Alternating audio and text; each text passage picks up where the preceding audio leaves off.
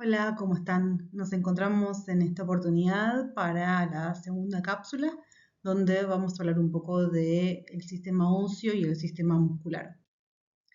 Vamos a dividir el contenido primero en qué es un hueso, cómo está conformado, qué tipos de huesos hay, qué clasificación tienen estos huesos, cómo conforman el esqueleto y después vamos a hablar un poco del sistema muscular. Sin entrar mucho en detalle, vamos a nombrar qué tipos de músculos hay, cómo se clasifican estos y cómo se disponen en el cuerpo.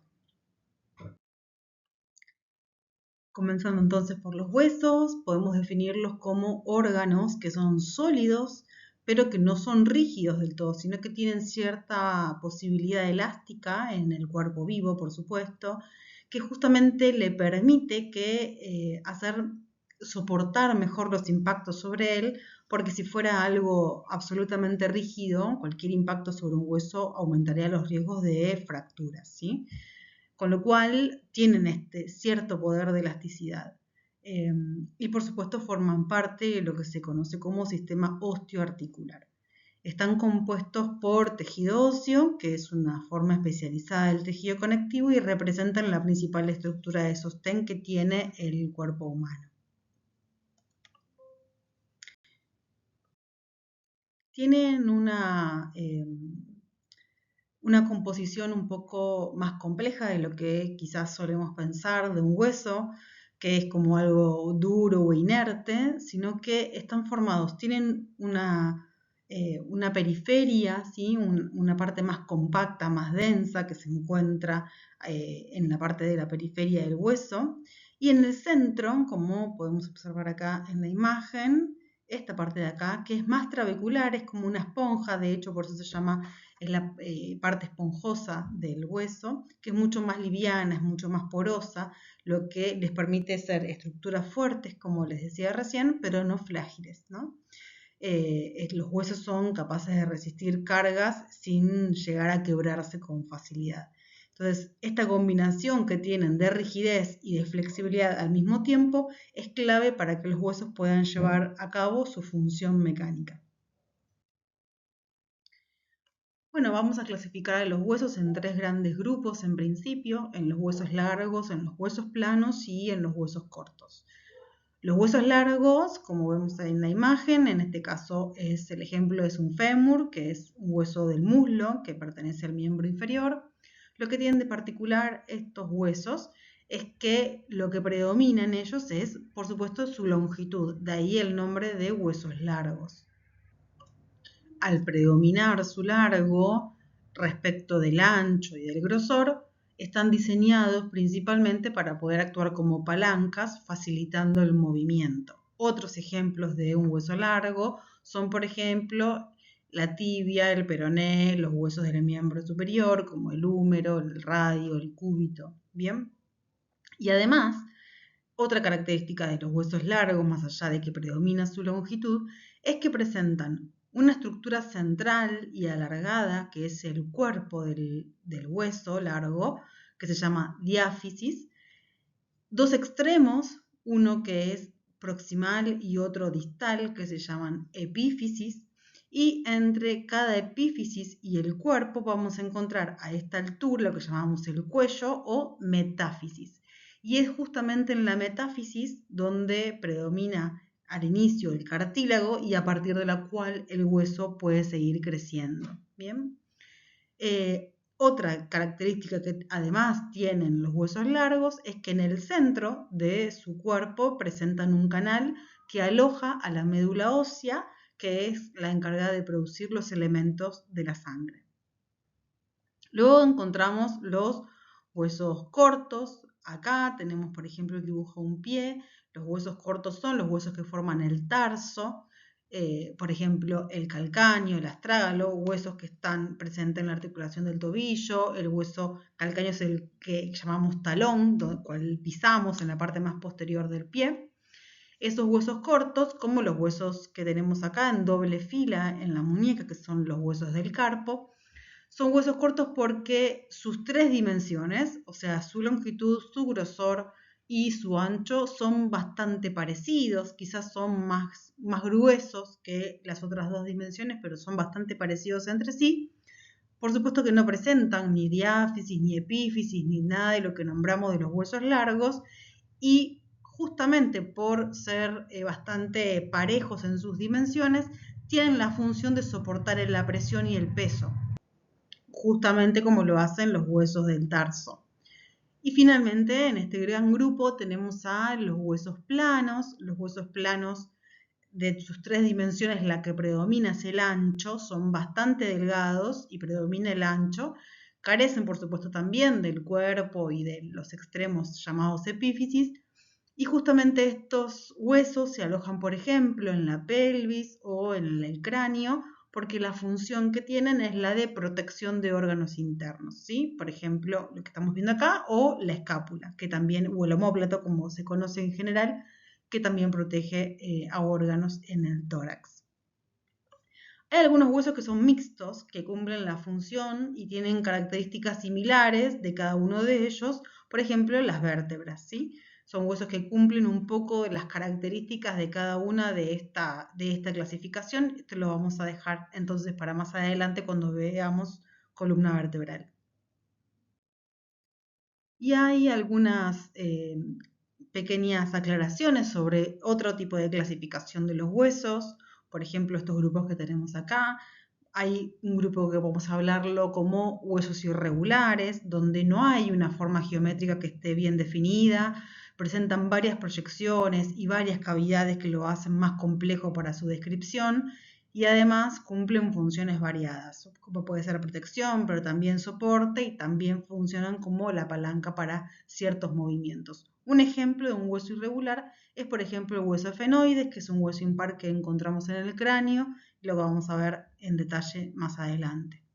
También tenemos los huesos sesamoideos. Los huesos sesamoideos son huesos muy pequeños que se desarrollan dentro de algunos tendones, donde actúan como poleas para modificar el ángulo de tracción muscular y proteger las articulaciones o las estructuras que están cercanas, por ejemplo la rótula. Acá estamos observando desde una vista lateral la articulación de la rodilla. Acá encontramos la rótula contenida dentro del tendón del cuádriceps, que es un músculo bien robusto del muslo.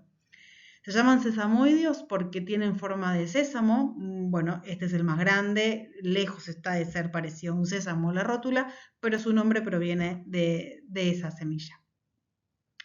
Luego tenemos los huesos alargados. Los huesos alargados son, por ejemplo, las costillas, donde sí es real que predomina la longitud, pero no pueden estar encerrados dentro de la clasificación de huesos largos porque no presentan cuerpo, no presentan epífisis, no presentan una cavidad para la médula ósea, ¿bien?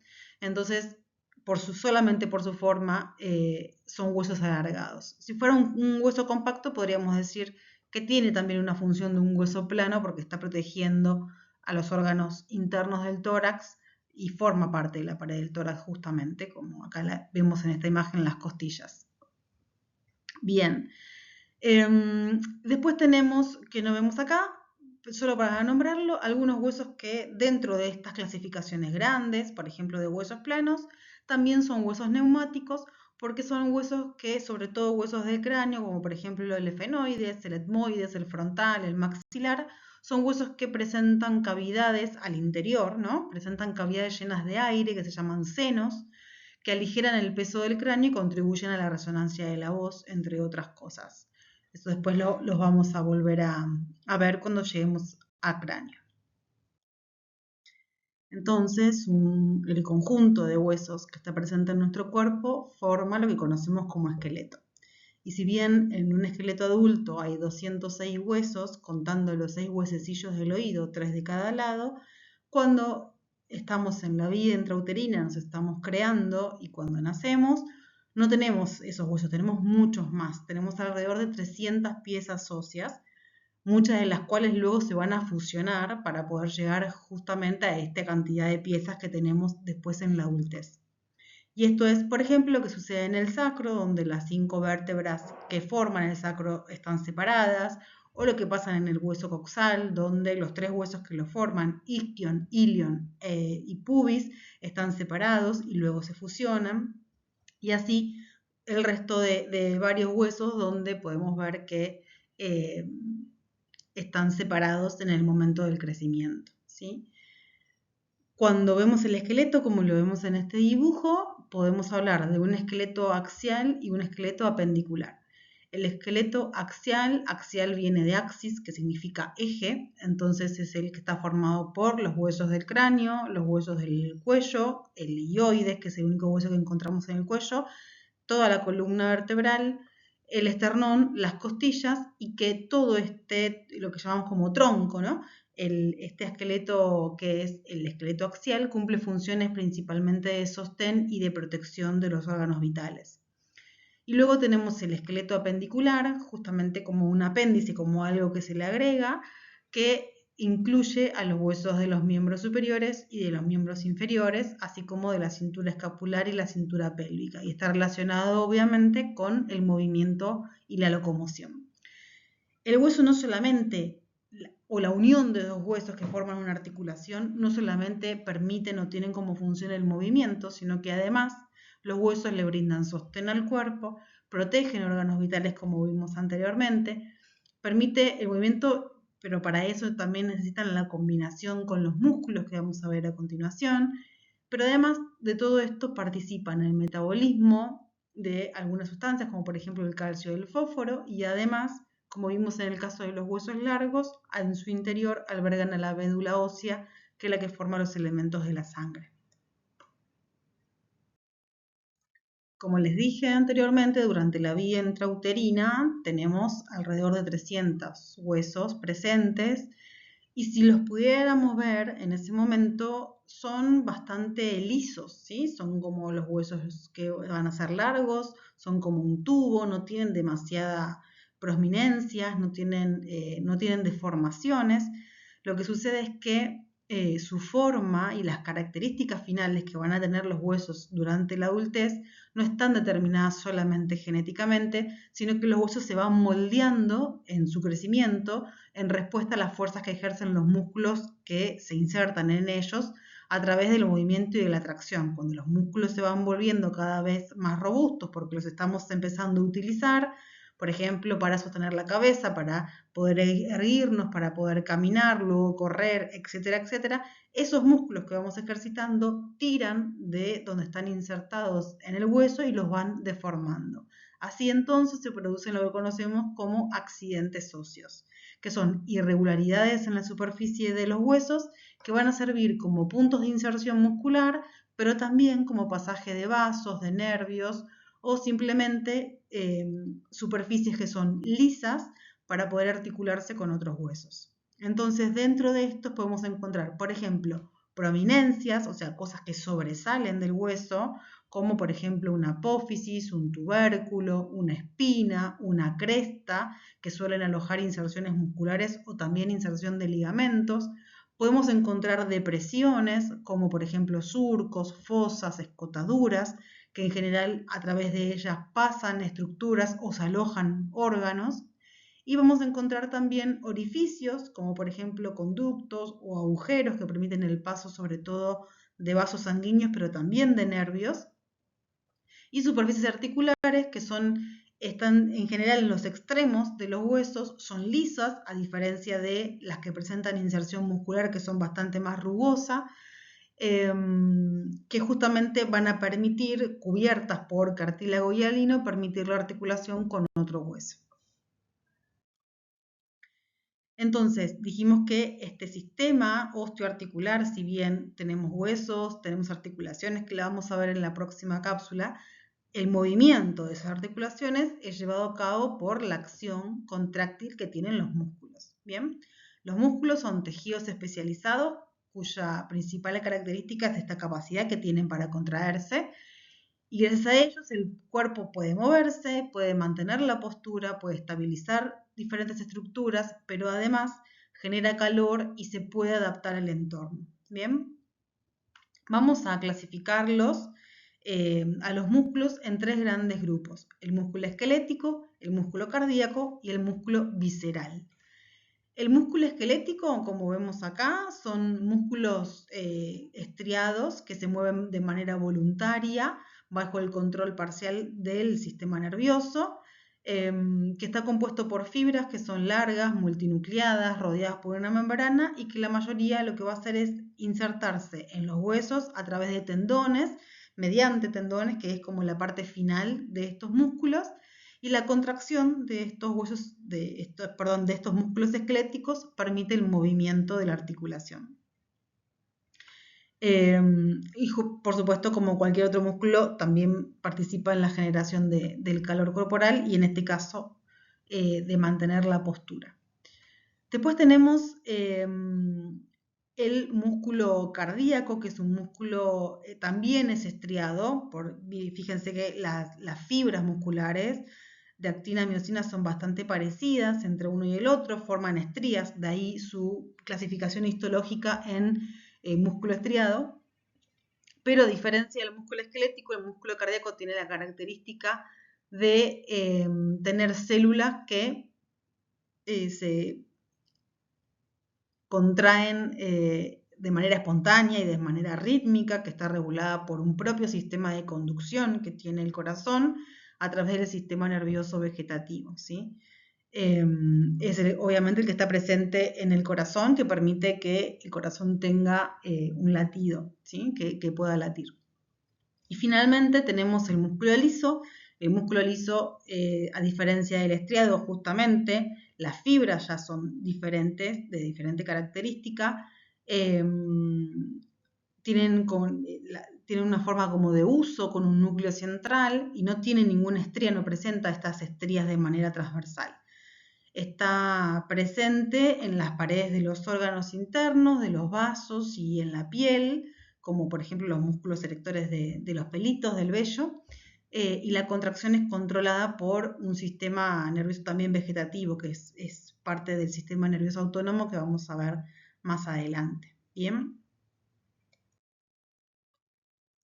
Los músculos tienen 4 propiedades que le son específicas de este tejido, lo que lo hace diferente a otros, que es por un lado la excitabilidad, que es la capacidad de responder a un estímulo, que habitualmente es un estímulo nervioso, la contractilidad, que es la capacidad de acortar sus fibras y de generar fuerza, la extensibilidad, que es la capacidad de estirarse sin llegar a lesionarse, y la elasticidad, que es la capacidad de recuperar su forma original luego de haber sido estirado o de haber sido contraído. Bien. Ahora, todas estas estructuras, sobre todo los músculos, pero después más adelante, todas las estructuras que vamos a ver que conforman el interior del cuerpo, están envueltas, digamos, o están abrazadas por un tejido conectivo especializado que se llaman fascia, que son tejidos fibrosos y resistentes que se van a encontrar en todo el cuerpo, es una continuidad en todo el cuerpo, envuelve los músculos, envuelve huesos, órganos, nervios, vasos, y actúan como toda una red continua que conecta y que da soporte a todas las estructuras corporales. En estas imágenes vamos a ver la fascia, que acá está cubriendo como grupos musculares, pero microscópicamente, si pudiéramos ver cómo es una fascia muy de cerca, encontraríamos esta segunda imagen, donde se puede observar de manera muy clara, tienen como agua, es bastante acuoso, ¿no? Y esto le da la posibilidad de no ser algo rígido, sino de poder movilizarse o que las estructuras puedan moverse una al lado de la otra sin realizar una fricción, ¿sí? Estas fascias tienen múltiples funciones, por ejemplo, de soporte y de protección, envolviendo todos los diferentes tejidos y órganos, permiten el movimiento y la flexibilidad en el cuerpo, permiten la amortiguación absorbiendo impactos y distribuyendo las diferentes fuerzas, comunican, o sea, transmiten la información sensorial hacia el cerebro. Y lo que tiene de particular es que no hay ninguna interrupción entre estas fascias, que las vamos a ir, después va teniendo como diferentes nombres, según el lugar en donde encontremos, sino que solamente en algunos puntos óseos las fascias hacen como un relevo para aumentar su eficiencia, pero no es que se corta en algún lado y en otro lado continúa. Y sí hay que hacer una observación que tiene que ver que Las fascias no es lo mismo, no es sinónimo de aponeurosis. La aponeurosis, por otro lado, son láminas bastante más anchas, aplanadas, de un color de tejido conectivo, pero de un color más amarillento o blanquecino, como algo más nacarado, que actúa como tendones para conectar los músculos a huesos y a otros músculos también. Y principalmente las funciones de conexión y de transmisión de fuerza, ¿sí? Van a estar como envolviendo grandes grupos musculares. De hecho, cuando más adelante estudiemos los músculos, por ejemplo, no sé, estemos mirando miembro inferior y tengamos que estudiar los músculos del miembro inferior, vamos a ver que los músculos van a estar divididos por regiones. Por ejemplo, si estoy estudiando los músculos de la pierna, voy a encontrar músculos de la región anterior de la pierna, de la región lateral de la pierna, de la región posterior de la pierna, y en un plano profundo y en un plano superficial. Y esto no se debe a que alguien quiso empezar a esquematizar de esa manera, sino que realmente estas aponeurosis lo que hacen es envolver como si fuese una bolsa al grupo muscular, a todos los músculos que pasan por la cara anterior de la pierna, los que pasan por la cara posterior de la pierna y así, ¿sí? Entonces, fíjense en estas dos que igual son dibujos, pero vamos a encontrar esta aponeurosis en las regiones del abdomen, por ejemplo, o la aponeurosis plantar, que está bien superficial respecto del resto de los músculos que forman parte de la región plantar del pie, donde ya a simple vista se ve la diferencia, ¿no? Como que en estas dos imágenes, si uno pudiera ver más de cerca, y después lo vamos a ver en lo práctico, cuando uno está en contacto con la aponeurosis es algo bastante más duro, ¿sí? Bien, llegando entonces al final de esta cápsula, les comparto las referencias bibliográficas que son las mismas de la primera, para que puedan cotejar esta información y estudiar de estos libros. Y bueno, nos vemos en la próxima cuando hablemos de articulaciones.